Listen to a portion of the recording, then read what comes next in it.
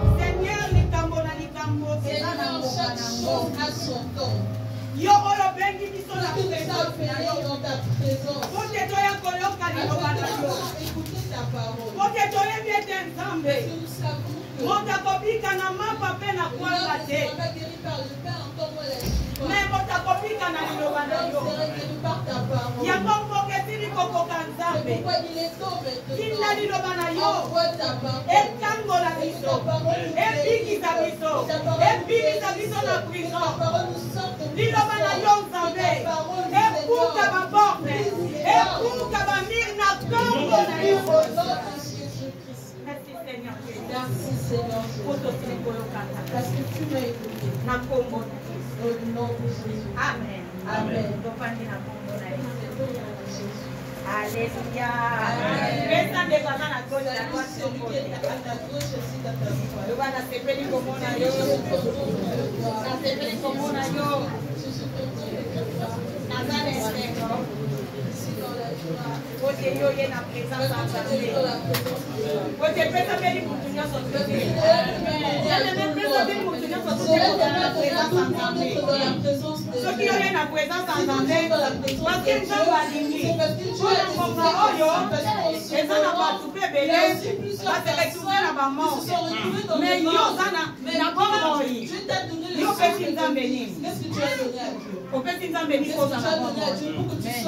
Kolobate kenga na lekiba oyo bafufi na bolamu meza mawa nzambe meza bolingwa nzambe ah pepa amen. Oui, les autres sont la ruse de Gabaonite.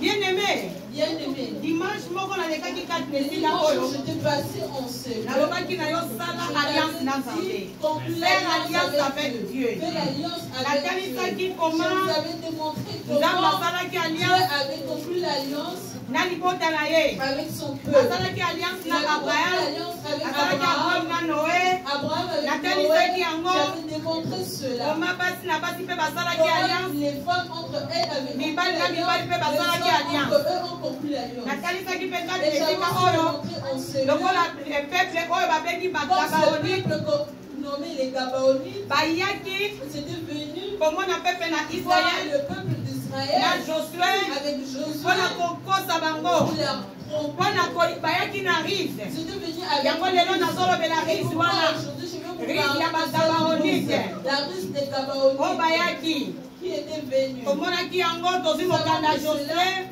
dans le livre de Josué. Josué 9. Josué chapitre 9.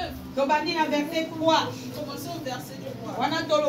Les habitants de Gabaon apprirent aussi comment Josué avait traité Jéricho et Haï. Il y eut recours et aussi à une ruse. Alléluia.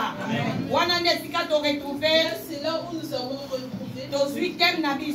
C'est là où nous tirons notre vie. Il partit comme en délégation en prenant des sacs usés pour l'air âne et des outres de vin usés, déchirés et rapiécés. Parole du Seigneur. Voilà totangi kaka na 3. Alléluia. Tokotanga nyonso tute parce que totangaki yango déjà oyo elekaki. Tomonaki ndenge nini Nous avons vu comment le peuple gabaonite bayaki komona mosali na nzambe Josué le serviteur de Dieu na Rise na avec masonge les ruses et le mensonge. bayaki koyebisa Ils sont Josué venus dire à Josué ke toza touti que mosika nous venons de loin. tomoni ndenge nini Nous avons vu comment nzambe est-ce que asaleli bino Dieu a agi ndenge nini en vous. bobeti ayi Comment est-ce que vous ndenge avez nini frappé bobeti Haï?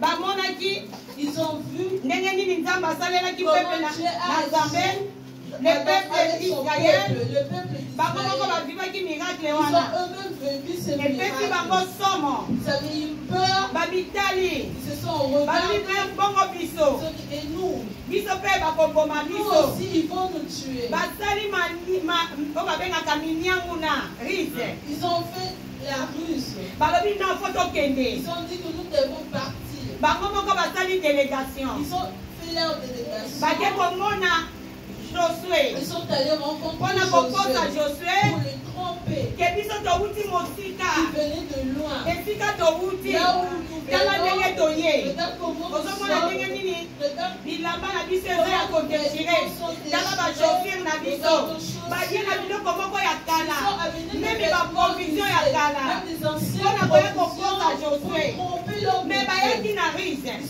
yango soki totali le mot oyo rise Le mot russe, première fois tomona yango na bible la première fois qu'on a vu tokosoma na genèse cela, nous retournons dans le livre de Genèse. tomoni na mokanda ya genèse Dans le 3 livre de Genèse, chapitre 3, tobandi na verset 1 nous commençons au verset 1. les serpents étaient le plus rusé de tous les animaux des champs awa bible ezotalisa Si biso la Bible nous démontre, serpent le serpent azalaki animal oyo azalaki était le plus l'animal rusé le plus rusé na kati ya dans jardin le jardin. ayaki komona Il Ève était venu voir ayaki Ève. na Il rise était venu avec la le même ruse. rise wana La même oyo ruse serpent azalaki que nango le serpent avait. yango wana bagabaoniti mpe bayaki nango epai ya Josué avait apporté devant Josué. baye koyebisa Josué Ils sont venus dire à Josué biso touti que mosika nous venons de loin. baye na baparole ya flatterie Ils ont apporté des paroles peuple de flatteuses. Dieu Peuple de Dieu. keba na rise Faites attention avec Qui est la dans la ruse. ruse? Faites attention Moto avec la mosusu. ruse. Il y a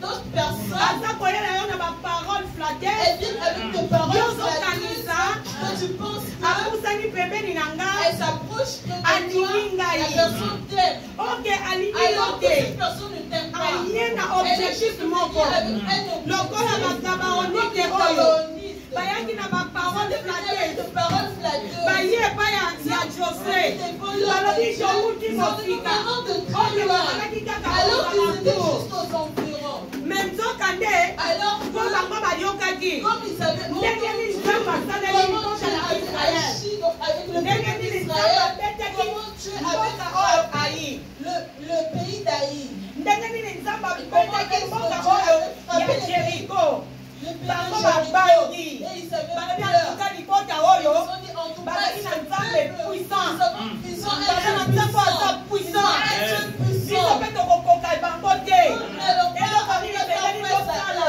Qu'est-ce que nous devons tika faire? topusana pembeni eza na bato mosusu bapusana na pembeni na yo baye na objectif moko parceke bayebi koza na nzambe aza puissant bakoya na flatterie na objectif nini baya kobebisa likambo oyo eza kati na yo po baya kotrompe yo peuple de Dieu esengeli boyeba na mokili oyo le diable aza korode tout autour na biso azoluka nani ya kodefore me akoya na masekete ayaka na rise otali nazongaki na genèse mpona kende kolakisa bino esika nini moko oyo rise ewutaki balobi le serpent azalaki animal le plus rusé dans le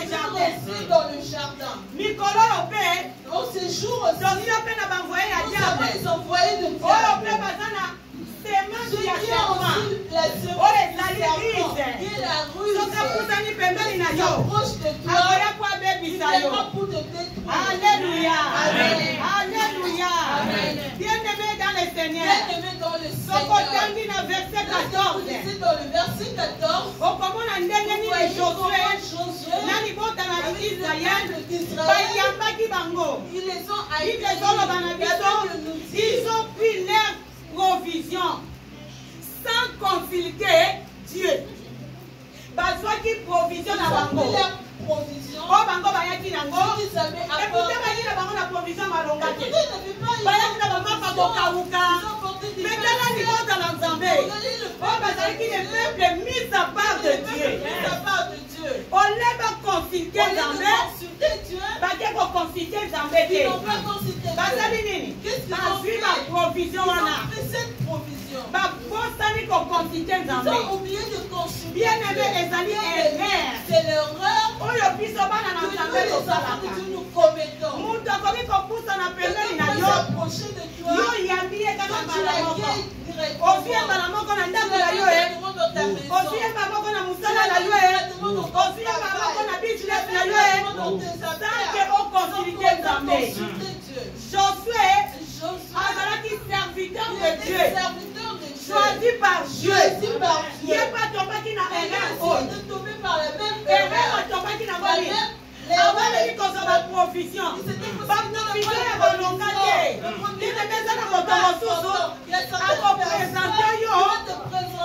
Ba miette. Yo so kanisa nde. Yango nde kosilisa pasi na yo. Yango te. Alléluia. Josué azwaki yango na libota na Israël tanke bakonsulte Nzambe. Bakonsultaki Nzambe te. Na verset 15 tokomona ndenge nini baconduire alliance. Bagarantir libota ya Farao tokofanda na bino na kimia. Alléluia. Est-ce que vous comprenez ma gamnazolo? Est-ce que vous comprenez ma gamnazolo? Bagabaonide. Baye pai comme on appelle na Israël. Bagabi tomuti mosika. Oke bazalaki zinga. Mais bayaki na rize. Bien-aimé. Eza na banvoye ya diable. Oke bazalaki na semence à serpent. Soka pusani pembeni na yo. Akoya na rize. Soka ya na rize. Akoya kotrompe yo. Na kati ya rize wana. Yo kozala nini? Okokonkir na ye alliance. Lolenge moko. Lilanga oyo. Josué asalelaki yango. Bakonkelaki alliance ya be. Bayebisi bango. Tokotika bino na kimia. Bokanda kofanda na biso na kimia. Sanke bayeba. Ke Nzambe ainterdisaki libota na Nzambe Israël. Basala alliance na bapeuple étranger. Le peuple étranger bazalaki bapeuple mo bazalaki étranger à l'alliance. Bazalaki choix ya Nzambe te. Donc Nzambe ntango atindaki bango na mboka wana aitelaki na bango il asekeli ababoma bango nyonso. Baboma bango nyonso. Yango bazalaki so bakoti na Aï bamasakre. Bake na Jéricho bamasakre. Ezali recommandation ya Nzambe. Oyo Nzambe asekaki bango. Yango bapeuple oyo ya Gabaon ntango bayoki balobi baza na Nzambe aza puissant. Esekeli so pusa na pembeni na bango. Esiko tokokende ndenge nini? Fo tokende na rize. Fo tokende na mensonge. Toyebisa bango nini ke towuti mosika. Tonatemina bakopasuka. Basapata kopasuka. Bien-aimé. Ndenge moko pe. L'homme de Dieu Josué akosamaki mpona nini? Akositaki Nzambe te. Bien-aimé, na décision nyonso oyo ozwaka. Est-ce que yo kositaka Nzambe? Décision nyonso oyo ozozwa na vie na yo. Ozozwa décision ya kosala choix. Ozozwa décision osala choix. Nakosala choix ya libala. Est-ce que natuni Nzambe? Nakosala choix. Nasangisa mutu na business na nga. Est-ce que natuni Nzambe? Bien-aimé, okoya kose trouver lokola après, Quoi tu la vas verset faire 16. Au verset 16. Les peuples na Israël, Le peuple na d'Israël. Josué, avec bayebaki Josué, ete ils ont bagabaonike les bazalaki Gabaonites kaka jinga na juste bango. auprès d'eux.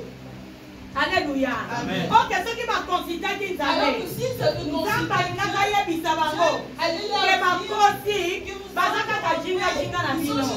Bien aimé, soki ozwi décision ya kosala likambo sange oyo intervenir nzambe nzambe akotika yo. Dieu va te laisser. Josué azalaki mosali na nzambe ntango azwaki décision ya kozwa baprovision ya bagabaoni La provision des Gabaonites. ntango konsite nzambe nzambe asalaki nini atikaki bango na erreur wana nzambe atikaki bango na erreur wana ye azalaki kosali na nzambe me nzambe atikaki ye atikaki akende na erreur wana après 3 jours baye kokomprendre ke bazalaki jinga na bango bien aimé toza koeshue na mokili oyo biso bana na nzambe po tozosala makambo toza kosangaje na bamakambo sans kotuna nzambe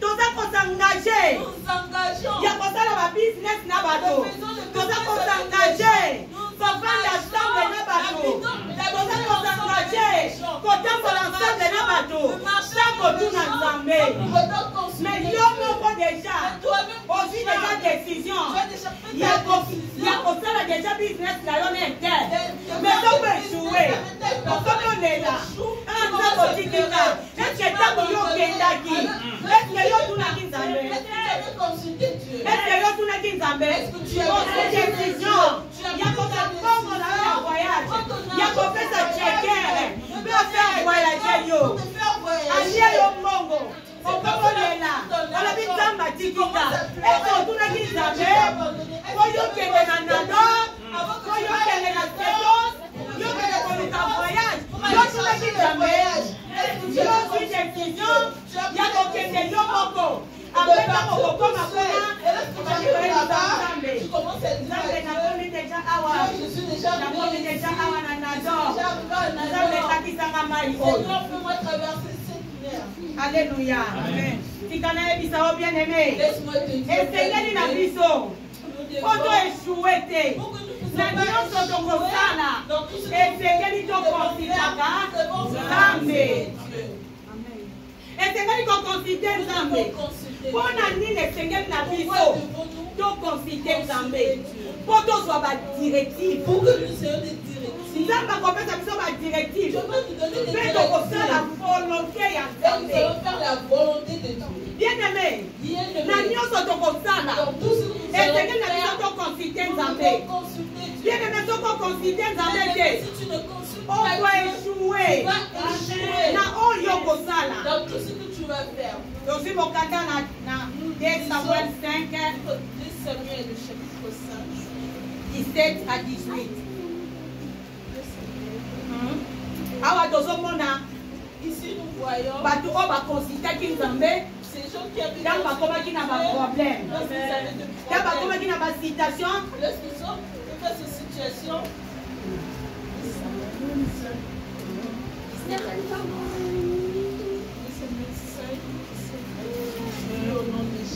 amen. Le Philistin apprit qu'on avait point David pour roi sur Israël. Bafilistin bayoki ke bawende David comme roi na Israël. Et ils montèrent tous à sa recherche. Bamati bango nyonso bake koluka David. David qui en fut informé David mpe baye koyebisa ye descendit à la forteresse. David ake kokota na forteresse ake kobombama. Les Philistins arrivèrent Bafilistin bakomaki et ils se répandirent dans la vallée de batondisamaki na vallée. Continue. David consulta l'Éternel. Na 19 balobi nini? David consulta l'Éternel. Mpona nini? Bafilistin ntango bayoki ndenge nini Nzambe awendre David bamoni ke or biso tokokotika te baye po bamene David guerre mener guerre à Pour David. punir David. Ils sont venus pour Bien aimé, combattre foyeba.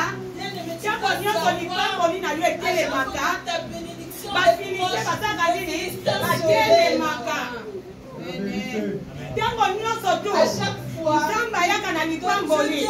Tiako nyonso Nzambe ayaka à po. chaque fois que Dieu vient Apesa yo lipamboli na yo. pour te visiter, Bafiliste les batelemaka. Philistins se lèvent. Awa bayoki kaka Davidi. Batiaki ye mafuta. Bafiliste Les baza nini? Philistins se sont levés. Batelemi. Continue maman. Voilà ma business. David consulta l'Éternel Hein? en disant, monterai-je contre les Philistins? David a consulté Nzambe. Azotuna Nzambe. Alobi Nzambe. Namata. Pona kende kofunda na bafiliste. Monterai-je contre les Philistins? David azalaki homme de guerre. David était un homme de guerre.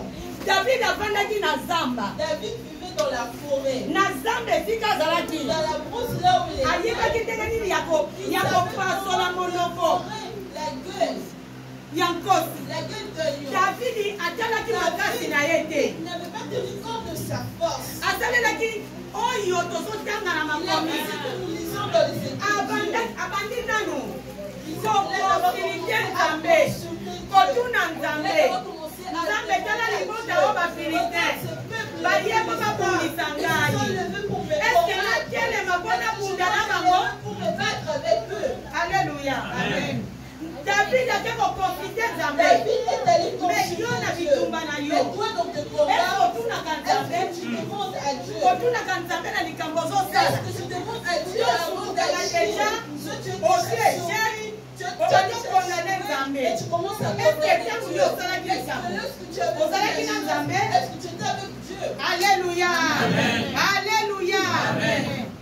Awa tomona David akonsulte Nzambe. Ici, nous Na voyons bitumba David oyo ekomelaki ye. dans le combat qui se sont levés. Alléluia. Amen. Tozozwa mpe lisusu mwasi moko na Bible. Maintenant, c'est l'exemple d'une femme dans la Bible. Rebeka. Rebecca. Ye mpe akonsultaki Elle Nzambe. également, elle avait consulté. Akonsultaki Nzambe.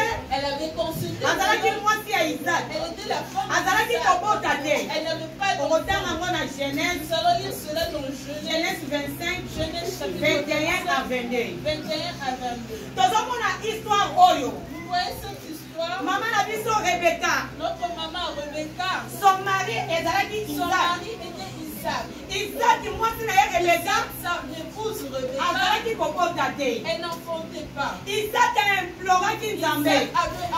Invokaki Nzambe. Mpona citation ya mwasi na La ye. situation de sa femme. Mwasi na ye azwaki Sa te. femme était tombée Ntango enceinte. Rebeka azwi Et te. lorsque Rebecca est Rebeka tombée enceinte, remarke na likambo na ye. tout dans son ventre, Bana bazokunda. les enfants se battaient. Bana bazalaki na kati ya Les libumu. enfants qui étaient dans son ventre. Lelo biso bamama. Aujourd'hui, nous les mamans, Ntango tomemaka zemi. lorsque nous Toyebaka te oyo minelelaka na kati ya nous savons libumu. pas ce qui se passe dans notre Mama ventre. na biso mpe Rebeka ezalaki ndenge moko. Rebecca, c'était la même chose. Na kati ya libumu Dans son ventre, bana mibale deux bazobunda. enfants se battaient. Bible ezoloba na La biso Bible nini? nous dit quoi? Mama na biso Notre Rebeka maman Rebecca akendaki était kokonsulte allée Nzambe consulter Dieu mpo ayeba pour na savoir kati ya libumu dans na son nga ventre eloko nini ce ezoleka. qui se passait. Alléluia. Amen. Akende kobetela bametele Elle n'était pas masolo allée te. rencontrer Soki ezalaki yo lelo C'était toi olinga koza ndekolenga ye mbi baza na zelawa nazoonetala bazobunda na kati enkele bien-aimé mutu oyo ozoyebisa la personne que tu vas rencontrer. oyebi ete adamu na ye Est-ce que tu connais son état oyebi ye.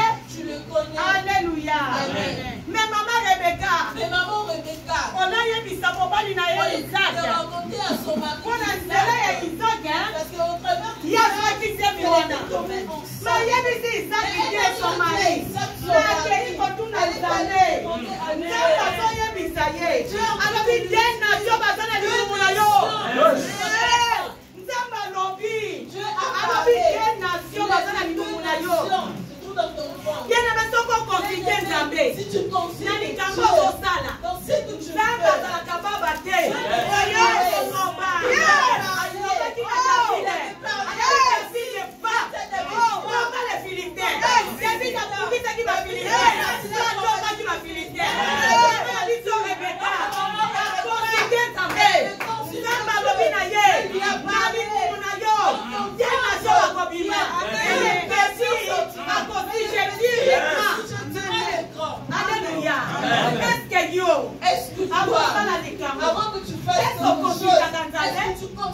Dieu? Est-ce que tu considères Dieu? Soit tu marches juste par toi. Alléluia. Tozomona lisusu Voyons encore l'exemple. kaya Manoach. Le cas de Manoach. Manoach azalaki papa ya Samson. Le papa de Samson. Manoach azalaki papa ya Samson. Manoach était le père Maman de ya Samson. Samson azalaki La kobota maman de te. Samson n'enfantait pas. Alléluia.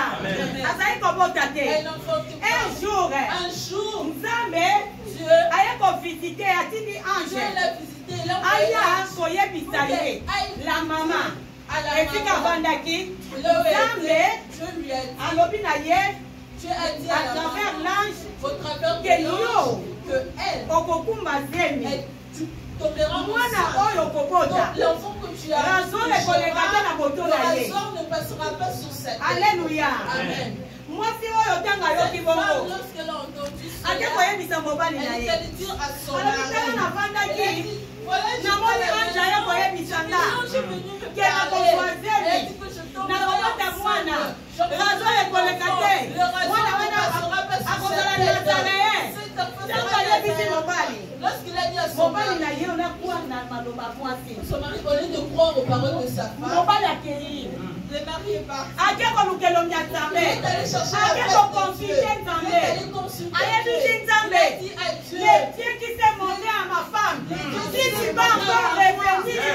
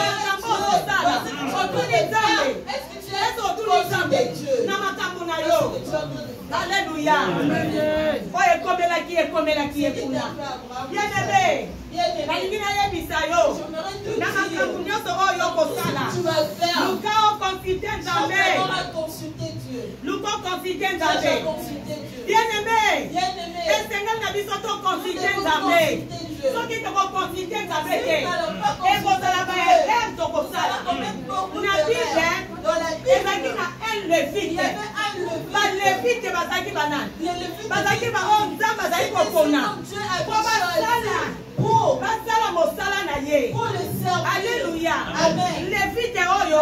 Ce Lévite. Okotanga yango na beti lisolo ya Manoach otanga na Juge 13. Manoach le juge 13. Okotanga histoire na obeta na Juge 20. Okotanga tina 35. Moi natanga nyonso eza te. bazopesa biso histoire ya Lévite oyo. On nous raconte l'histoire de ce Lévite oyo Lévite. azalaki na concubine na ye. Il avait une concubine. Azalaki na concubine na ye. Il avait une concubine. ebongo babenjamin te Et le Benjamin babimaki était sorti. bayebaki koviole mwana mwasi Ils oyo ont violé mpe cette femme bakomaki ye. et ils l'ont tué. pied. Lorsqu'ils sont allés, ils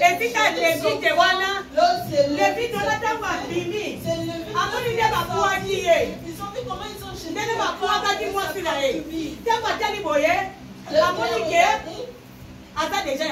a constaté qu'elle était déjà morte. C'est écrit ici, vous allez lire à la maison. Il a constaté qu'elle était déjà morte. Il était en colère.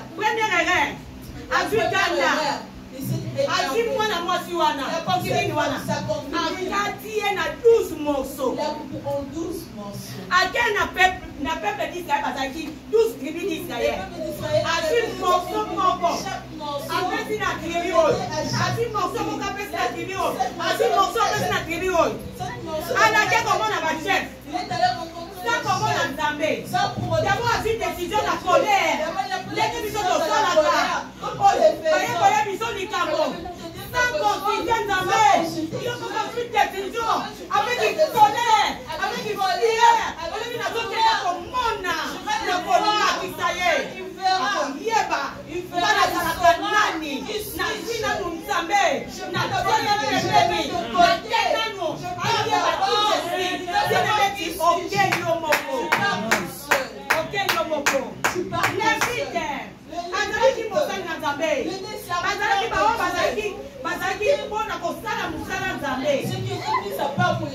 Alléluia. Amen. Sans consulter Nzambe. Sans consulter Dieu. Deuxième erreur. Il est allé consulter le chef. Il est allé consulter le chef. Pas une décision. Les chefs ont pris la décision. Lorsqu'ils ont pris la décision. On va Philistin. Pour aller combattre. On va vraiment dire moi si la Ils ont tué sa compagne. Quand on va déjà décision là-bas. Ils ont déjà pris la décision. Après, Il faut venir. Cherchons la face de Dieu. Alors consulter bien aimé aussi au suite décision. Aussi décision de Yomoko. On s'en mis marchandise na yo. On y va dire dans la Londres. Tu vas envoyer à Londres. Si quoi marchandise là comme il en a. Ta marchandise. Papa mi koye di Nzambe. Tu commences à dire Nzambe loso ba marchandise oyo. Nakita mwana Londres ko ba tena. Bien aimé est-ce que yo so mwana Nzambe azoba? Est-ce que tu penses que tu es bête? Alléluia. Amen. Avant il y a qu'on s'engager. Avant de t'engager. On kende kaza. Avant d'aller on kende ko soba biloko wana. Acheter Tuna na Nzambe. D'abord Nzambe. Dieu. Opesinga mbongo. Tu m'as donné l'argent. mbongo. J'ai l'argent. Est-ce que c'est l'argent? Est-ce que je dois acheter des armes pour envoyer à Londres? Si tu te dis oui, il a fait le. Mais comment les chefs de ils se sont déjà décision eux-mêmes ils sont partis. Et lorsqu'ils sont partis,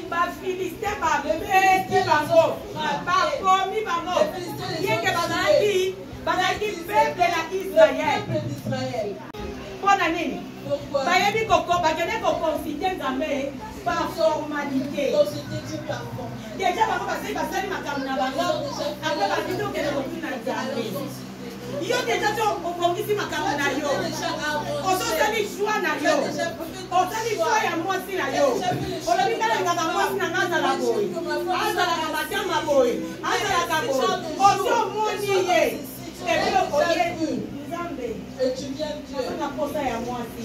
Mais Nzambe asundaka. Batere le rein. Ayebi déjà motema na yo. Eza place wana. Ata lobi na yo ke yete. Eza yo ndima. Est-ce que tu crois? Ondima suja. Siko Nzambe otika yo. Ozala chwa na yo. Ezo komi na kata chwa na yo. Eza konsekansa chwa na yo. Etali yo moko.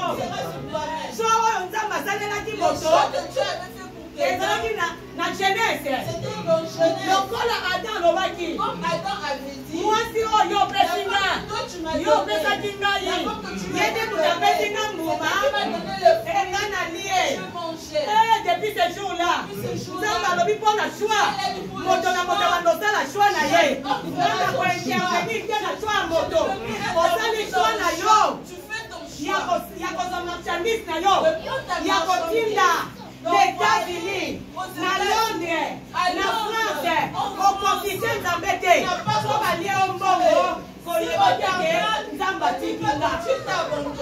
Okendaki déjà l'intention. intention wana deuxième troisième erreur bachef oyo basalaki babongisi babilo kwa babeti biso boye boya biso mpe toza na basoda ale basi bapinga basoda bakonte deja na force ya mapinga na bango ya basoda na bango lokola président moko tozalaki na ye abake koyebisa libota yango walobi nataka mayele na ngai na babere oyo batelemi me moko barebeli bakotaki barebeli bazalaki te otaka mayele na yo na nani olalobi nataka mayele na ngai na nzambe ye azotya mayele na ye na bamapinga ndenge moko bashefu oyo lisi na bango azalaki deja na mapinga babiale tobongisa bango tobongisa bapinga bapinga oyo basangana bazala esika moko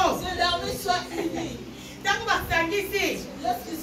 basangisi mapinga wana mapinga basangani basalini bakei bakei kobunda bitumba bakomi avant nanu bakende loka basi basangisaki mapinga baye lisusu baye koyebisa nzambe okende kobundisa bafilistin mais bosi bobongisi basoda na biso bobimisi bobongisi armema na biso botuni ngai te apres boye koyebisa ngai lisusu nzambe tokende kobunda bitumba oyo bien aimé dans le Seigneur eze loko toolekisa na Congo tobongisi mapinga tobongisi basoda eske totuni nzambe yango ozomona basoda na biso soki bakomi na front basali ndenge moko bachefu oyo echec ekotaki na ngambo na bango bakonsidaki nzambe te bango batiaki mayele na bango na bapinga mapingo bango bazalaki nango sanke bakonsidie nzambe bakomi kuna babenjamiti baimilie bango babeti bango mpona nini bakonsidaki nzambe te ntango bazongi elebe isoko eza kitoko kende kotanga yango oyoka yo moko na elengi ntango bamonekeno toeshue baye bayokani ndenge nini biso toza shwa ya nzambe biso oyo nzambe aponi bango ye moko nzambe aponi ye moko nzambe asali shwa na bango bazali bato oyo depuis l'éternité nzambe azwa bango depuis l'éternité baya bazalaki masse informe na makumu ya mama bazalaki deja shwa ya nzambe bayi kocomprendre balobi tokokende lisusu te esenge tosala nini tolala na se tobelela nzambe babandi basimiliaki basali jeune prière nde c'est alors na verset 34 tokotali yango okomona ndenge nini nzambe aintervenaki nzambe aye kointervenir ntango bango basimilie ntango bango bagene nde esika nzambe aye nzambe alobi na bango metele bokende kobunda na bafilistin etango bakei kobunda na bafilistin baza nini balongaki bien aimé na nouvelle alliance moto oyo toloba apôtre oyo akoma oyo akoma baepike lokola paul asate paul oyo akutanaki na nzambe azalaki saul ntango akutani na nzambe akomi paul akoma memi balivre na kati ya prison mais otala paul asalaki voyage na kati ya masuwa basalaki naufrage efale bazila ntango kapitaine amoni eyiteli bango na bato capitaine azwaki bato akendaki nango na île de Malte. Ntango bakomaki na île de Malte, na île de Malte bapoli baza sauve na bato bazalaki na kati ya bato babikaki. Poli ntango akomi na île de Malte, ola consulte Nzambe, aconsulte Nzambe te alobi moko malili moko malili tozana malili ye moko azwi décision ake kolokota bakoni aka lokoti yo lokota nini yo lokota nini mpona lokoti bakoni ntango asangisi yango ake moto serpa mimi na kati ya bakoni akilolo bien aimé olokota nini santu na Nzambe olokota koni nini keleke olokota bakoni nango to opelisaki serpa deja te asingi na loboko ekomi difficile walongwa yoza poli te Paul aningisaki kaka boye akweyaki eske yo oningisi oningisi libota na Nzambe tozomona oyo ngai nauti koloba na bino oyo azalaki apôtre ya Jésus de Nazareth akoma balivre mosusu alobi ce n'est pas le Seigneur mais c'est moi Paul mais azwi décision akutani na naufrage babato fallait extinda bango bakutani na tempête nzambe asali bango grâce babimi ntango abimi ake kolokota bakoni kolokota nani olokota nani otya pembeni oyo apesako baconseil yo olokota nani olokota nani okosimbi baconséquence yeloko yo olokotaki mpona alokotaki banzete oye moko alokotaki serpa bimaki na kati bakabongani oyo olokotaka parti parla serpa kobima na kati selokota lokota na yo sakokuma Nzambe serpa kobima na kati. Alléluia. Fozana makasi ya kosekure oyebi libota ya ilamaki balobini babi moto mpenza azalaki freme nzambe apikisie na mai nzambe apikisie na mai metala nzambe alambi ye lisusu na mokili tala bien aimé batiakaki langage nzambe amonaki langage Paul asali nini bamoni ke serpa asali nini akoli bien aimé tosalaka erreur biso moko ya kokende biso moko tokeyi mais soki okomi kuna okomi kolela oyebisi Nzambe mpona bino otikinga oke Nzambe alobi alors que tu es je ne suis pas abandonné alobi ata papa atanga mwa kotiyo akwabandone yo menga Nzambe naya kwatire yo nakotika yakwabandone yo te Nzambe ndenge wana etango yolelaka Nzambe azotala alobi mwana azokomprendre yango bible ezoloba mon peuple est détruit faute de manque de connaissance.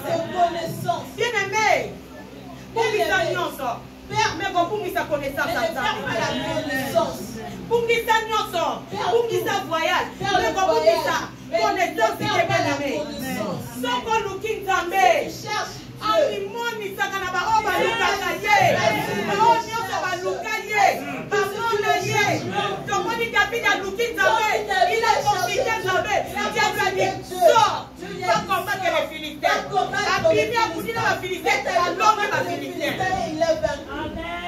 mais biso tokonsultaka Nzambe comment mutu aya koyebisa yo likambo esurtout lelo a 21e siècle oyo trop de prophéties ndeko kolongwa na église le frère quittera l'église. toyebi yo na église yo prophétisa. Ici à l'église, tu ne prophétises pas. Mais on a ndeko moi c'est na ndako. La sœur à la maison. OK comme le prophétique Tu vas apporter une prophétie. serpent. Le serpent. A prophétisaki. Il avait prophétisé. Et pas ya Ève. Pendant que Adam salaki wana te. n'était pas là. Alléluia. Amen. Prophétie. Pesaka biso ba prophétie yango awa. Po nzamba lobi na biso tosali. To examiner yango. Que nous puissions examiner cela. O memelaka biso mona bandako mpona Pourquoi nini? tu nous amènes cela dans nos C'est des maisons? prophéties de serpents. Ce sont des prophéties de Akobandelo serpents. bien. Dieu a réellement Il dit. disait, Après, dit. bien aimé. Nakoyebisa yo. Bien-aimé, je veux Attention, attention. attention. Terero Les tosala. erreurs que nous commettons. Ekangi bafi na biso. C'est ce qui bloque nos Bien vies. aimé nzamba akosaka te. Bien-aimé, Dieu ne ment pas. Alobi je connais les projets que j'ai formés pour vous. Projet de paix, projet de bonheur, non de malheur. Siko nzambe wana. Alobi ngai. Naza moto te mpona kosa. Naza mwana moto te mpona buka lokuta. Na makambo nga na loba na bino. Et pourquoi ma projet de bonheur ezokokisama te na vie na biso. Bapagano bazofile basi meilleur. Biso bakretia tozolela pourquoi? Parce que tozosala makambo biso moko. Sans Nzambe, sans consulter Nzambe. Ou bien déjà si on suit résolution na yo. Par formalité. Anake tunaka Nzambe. Natunaka Nzamba mwa. Nakika kotuna. Nzambe olobi nini? Kasi nasomi déjà basulie na ngai. Sikoyo olobi nini? Mais aussi osomi basulie. Sikoyo nini Nzambe aloba nini? Opo bango na Maroc te bango na Maroc. Que tu puisses égarer au Maroc, que tu puisses égarer. Et Nzambe oloba no tinda ngo na Espagne. Tu te diras Et envoyer c'est comme une Espagne avec grand frère Mateka. Lorsqu'ils arrivent en Espagne, ils n'ont pas le vent et ils ouvrent ton âme. Eh, oba ndolela. Bino ba bolo ke sama wa te. Bino kana na boka pati. Ça veut dire que Nzambe pe ko sina mitiema na bango. Dieu touche leur cœur. Nzambe kutana lo kwa somo te. Dieu va te regarder comme si tu te vois. Alléluia. Alléluia. Nzambe no yebisa bino. C'est Dieu dont je suis Nzambe nga na hotel ya bino. C'est Dieu que je vous Abotama na ye na hotellerie te. Il est pas content. Abotama na ndaka banyama. Il est dit dans une Batia plage. ye na crèche. À la plage. Na mangeoire. Dans le mangeoire. Esika banyama Là baliaka. où les animaux. Pour que tolia agneau na son altérité. Pour tolia ye. Yango na so yebisa yo. Pari ya liko ya lelo. Ya agneau wana. Ezali na yebisa yo qui doit consulter Dieu. Et c'est dans le consulter Nzambe. Na nyonso yo kosala. Pour que yo échoué te. Tu ne pousses pas Soko échouer. consulter Nzambe te. Etali yo bien aimé. Ndenge nini esengeli to consulter Nzambe. Alléluia. Esengeli to s'humilier. Nous devons nous humilier avec tout notre cœur. Tomikitisa. Nous devons Yango nous Nzambe humilier. azoloba. C'est Na pourquoi Dieu Chroniques dit en 2 Chroniques 7:14. 7:14. Si mon peuple Si mon peuple invoque invoque mon nom, Oui.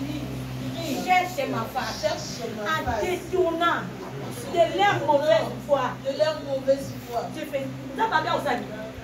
Dieu les dira quoi? Nzambe abe osani. Les dira. Akoyanola. Il exaucera. Est-ce que kosi? Est-ce qu'il a menti? Est-ce que kosi? Est-ce qu'il a menti? Est-ce que nzambe bali? Nous devons Ndenge savoir. nini esenge toluka Nzambe tomikitisa. Nous devons nous Lokola bachef oyo. comme ce chef. Tala boni ba échoué première fois. Ba échoué deuxième fois. La Troisième fois ba troisième telu façon d'aller chercher la Pour face échouer de de Dieu. mini. Tu as échoué Yo oyo plusieurs ye fois. kati nesika Toi qui oyo. es venu en Pour ce échouer. lieu, tu as Nzambe échoué. na biso Notre Dieu, aeshuwaka te. il échoue. Obetaka tolo. Na Nzambe. J'ai Na un Dieu. Nzambe ya papa Jean-Marie J'ai les Mfungu. dieux de papa Jean-Marie. Tala ba échec. Regarde comment tu échoues. Tala ba échec. Regarde comment tu échoues. Alors papa na biso abetaka tolo. Abi Nzambe na nga nasangisa ye na likasa te. Nasangisa ye na lisese. Mais ndenge nini yo oza koeshuwe? Mais pourquoi toi tu échoues? Oza koeshuwe mpona nini? Pourquoi tu échoues? Omitala. Tu dois bien te Omitala yo regarder. moko. Est-ce que makambo ozosala? Est-ce que ce que tu es en train de faire, Ozosala ngo na Nzambe? tu le fais à le fais avec Dieu, soit tu le fais tout seul. Soit tu le fais tout seul. Oui, bien-aimé. Oui, bien-aimé. Et c'est qu'il y a des bisayo. Il faudrait que je Et c'est qu'il y a des tu vas chercher la face de Dieu. Cherche Dieu. Dans tout ce que tu feras. Cherche Dieu. Dans ton problème. Dieu, si tu le cherches, il va se manifester. Cherche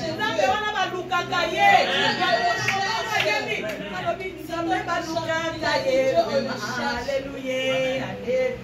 Nzambe baluka kaye vraiment alléluia. Ayebi mama bi Nzambe baluka kaye. Moi ba comprendre qui soki na luki Nzambe et chao na ozala oyo ya bechek e kozala te. Je veux plus connaître de ces chèques. Na kozobe chek te na fina nga. Pona ke baluka mutu te. Na ke baluka Nzambe ba moi. Oya ya bisaki Moïse. Si la peuple va tout dire. Qui est mon nom? Je m'appelle Jésus. Azali. Jésus, il est présent. Jésus, il est présent. Dans cette église, il est présent. Si tu échoues, va demander. Qu'il ne consulte Zambé. Qu'il ne consulte Zambé. Tout n'a Zambé. On a eu des chèques. Pourquoi c'est on a mis la Philistine par Abedala. On a mis la Philistine par Abedala. On a mis la Benjamin par Abomanga. Nous Zambé. Zambé. Aïe Nolaka. Rebecca Kounaki Zambé. Rebecca Kounaki Zambé. Akontique Zambé. Ami Zambé. Zambé. Zambé. Naïza na liboumon. Naïabité. Naliboumanga. Mokolonini. Mise là-bas nezo salama. Matoya ba nezo salama. Nayebi na ngai te. Mokolo maboko esalamaka. Nayebi te mokolo esalamaka. Mais nazoyoka. Nazoyoka tourbillon na libumu na nga. Bana bazobunda. Nzambe bana bazobunda. Olobi nini? Nzambe alobi na ye alobi des nations. Des nations. Likana ya biso nzambe alobaka.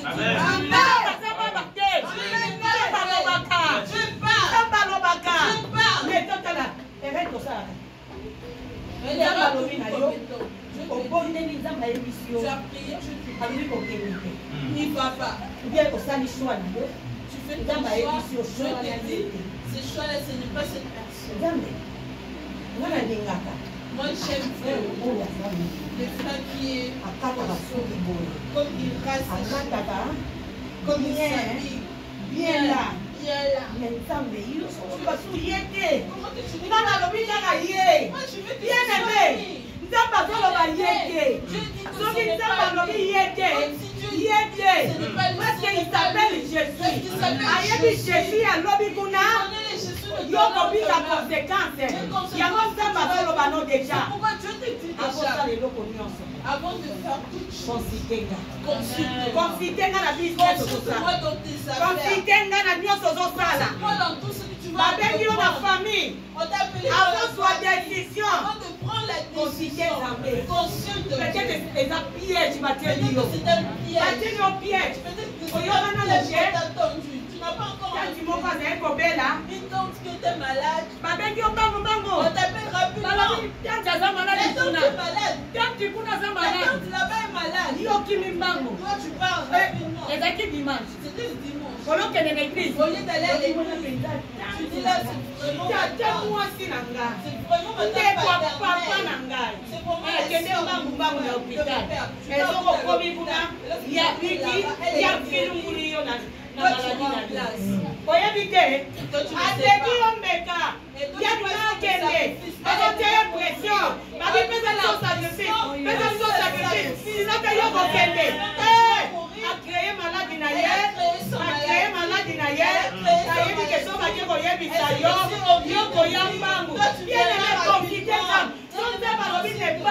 ne parle pas. Rien de faire. Même ta mère. Bible laissez les morts enterrer leurs morts. Donc ça la macam na ba sentiment de. Sinon tu bis auto okende na ba place à Batouana. Bien aimé. Bien aimé.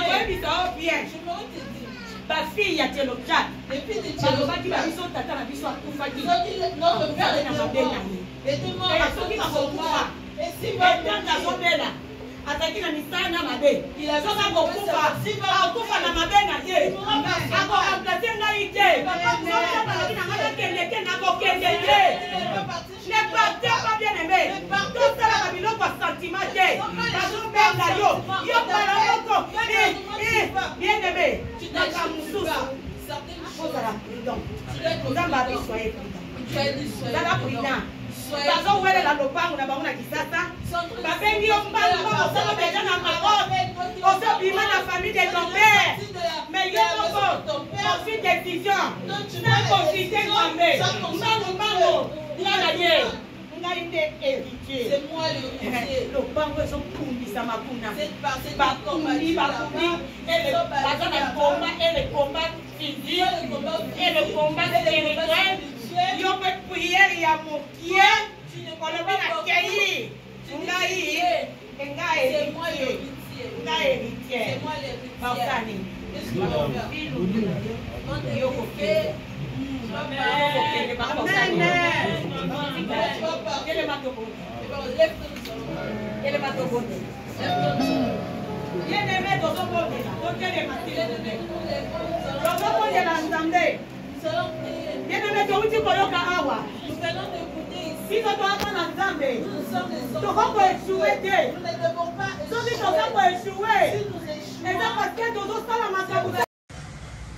BN Ngonga TV, Mama Masolo, notre star, notre maman.